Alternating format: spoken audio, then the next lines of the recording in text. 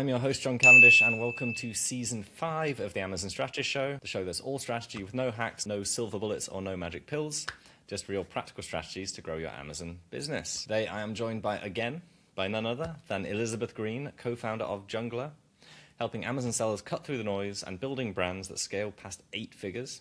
Drawing from her experience as a former seller, she's known for turning complex growth strategies into clear, executionable steps. Outside of work, she has six kids, and so she knows a lot about building systems and wrangling people. So Elizabeth, welcome to the show. Thank you. Thanks for having me. I appreciate it. It's wonderful to have you. And as I said, we had some questions here, and I've thrown them all out the window, which we'll go back to later. But AI, why do we need you? And what can AI currently do, and what can't it do, and what can we trust AI to do, I guess, in the Amazon ad space specifically? That is a fantastic question. The more I'm getting into AI and using AI, the more I think that it is, in all honesty, becoming very possible for AI to do just about anything, to be honest. It's wild. Like for example, one would think video editing, right? Like that would be very real. Like that is possible. Like it's not maybe to the level, out of the box, but it is possible.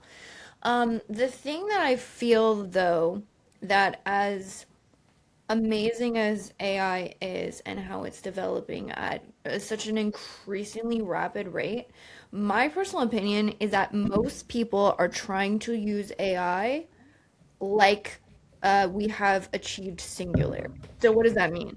That means in the future, people talk about like, okay, AI is developing rapidly. At some point, AI shall reach singularity, and then all bets are off, and AI will either be a glorious overlord who will make our lives better, or it will destroy humanity. Nobody knows. But singularity is essentially when AI is rapidly teaching itself and making its own decisions and predictions outside of human inputs. I think it's probably the most simple way to put that. So a lot of times people will try and hook up AI to something and be like, okay, so just like do this thing for me, right? And it will like spit out what is known as like AI slop, which just means it's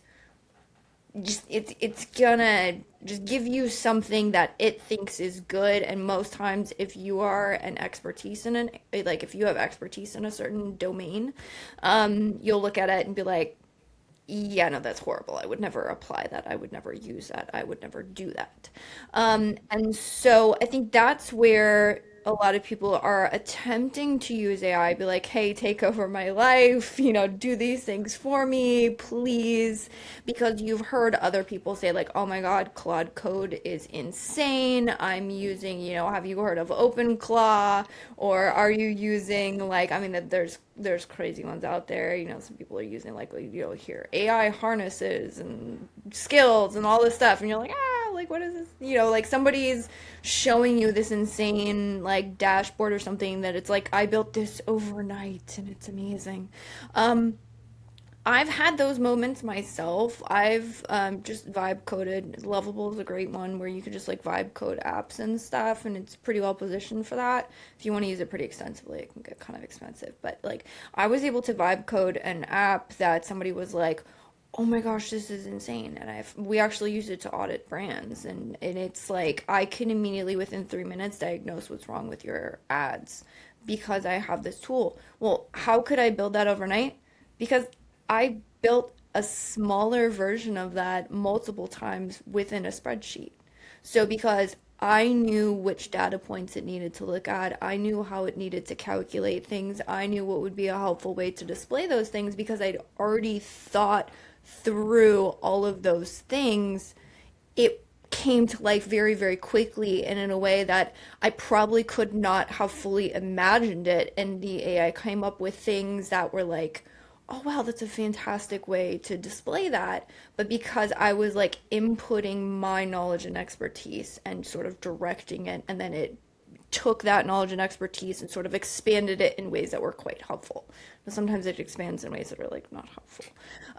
But you have to know, so that the best use cases that I've seen for AI now is someone who says, okay, I have this process or this problem, or I'm thinking about my tasks or the things that I do in terms of workflow.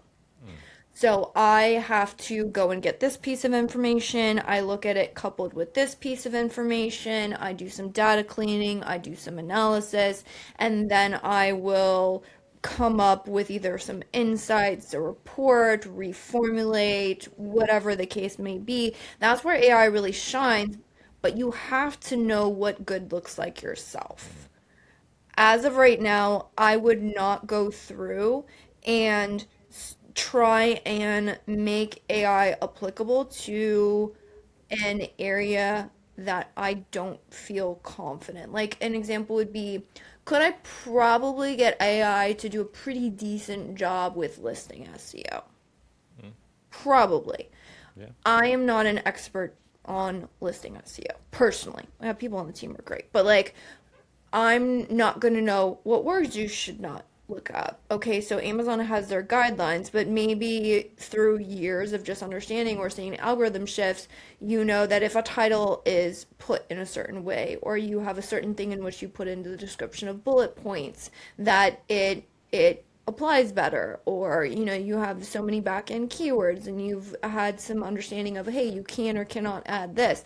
The AI just doesn't know that. It has general knowledge, and you need to input your expertise knowledge and sort of wrangle it to apply to that. So if you can use it in that way, I feel like it's like, as of right now, AI coupled with deep levels of human expertise directing it creates fantastic outputs and solutions. General person that just is like, hey, go do this for me, it always like it's horrible. Yeah, I mean, I think I would definitely agree with that. One of my clients is a coder, and software coder, and he sat down with me with his friends, and together they built an app in 2 hours. But Yeah. he didn't realize that his friend asked a lot of questions. This guy just knew what to ask for, exactly how to ask for it, what he needed to ask for, as Yes. opposed to just vibe coding a random thing, which would be have all holes in it and just built up Yes. a mess. Yeah. Or something I learned recently, trying to vibe code. I'm like a My learning has always been like this. I will visualize a problem that I know it can be solved. I have zero idea how to solve it. Jump into the deep end trying to solve it. Like I'm not a like if I got into coding, I'm not like a learn how to type hello world. I'm like, no, no, no, we're building an app. Like like the most complicated app ever. And so I jumped in with some vibe coding to try and build something and got it to do what I wanted it to, and was like saw the outputs and was like, "Oh my gosh, this is insane." And then it kept breaking, and then the use cases weren't working, and there was like, and so what I actually learned was AI is best when, even if you have like something that you know it can do, you break it down into phases of like, okay, now I need to check this. Can we get this output? Okay, that output is working, and then work. And so like I didn't know that because I don't have skills as a developer. Like I'm not a developer. Where a developer knows like, okay, we gotta make sure that the data is flowing into the database first. Then after we know the data is flowing into the database, how are we gonna do data cleaning? And they know how to do, or like you said, know how to ask those questions because again, human expertise in a specific area. Yeah. So I mean, I've also been vibe coding last few days. My first time. It's like, and I think it's good because Claude Code's got so good now. It just basically helps you. Yeah.